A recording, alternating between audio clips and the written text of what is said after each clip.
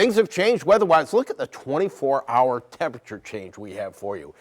Yesterday morning, warm and humid. Now, we're almost 30 degrees colder than we were yesterday. We knew this was going to happen. Strong cold front obviously moved through late yesterday. We have a wind advisory that's in effect until 3 o'clock this afternoon. Could see some wind gusts in excess of 40 miles per hour. We've seen some over 30 over the last half hour. This is the way it looks temperature-wise, and these temperatures don't tell the whole story. 51 Bogalusa, 49 our current temperature in Hammond. But look at the winds right now at about 22, 26, even 28 miles per hour earlier. Northerly winds bringing in this cold air that's going to be with us tonight. It'll be cool this afternoon. It's going to be downright cold tonight.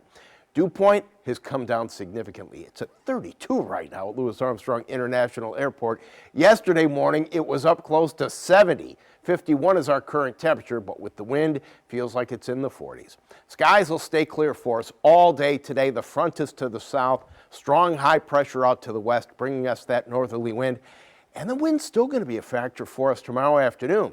The strongest winds will be this morning through about 3 o'clock. That's when the wind advisory is in effect. Still going to be breezy tonight, breezy again tomorrow. And here's the cold air that we're tapping into. The door to Canada, well, it's been reopened. 4 below right now in Bismarck, 7 right now in the Twin Cities. It's going to be cold for us through Tuesday, at least in the morning. All right, let's go hour by hour, take a look at your afternoon. Hey, we get to the upper 50s. But it doesn't feel like the upper 50s today. It's going to feel more like the 40s because of that strong northerly wind. Evening constitutional tonight, I don't know, big jacket definitely. We're going to be in the 40s here at about 8:30.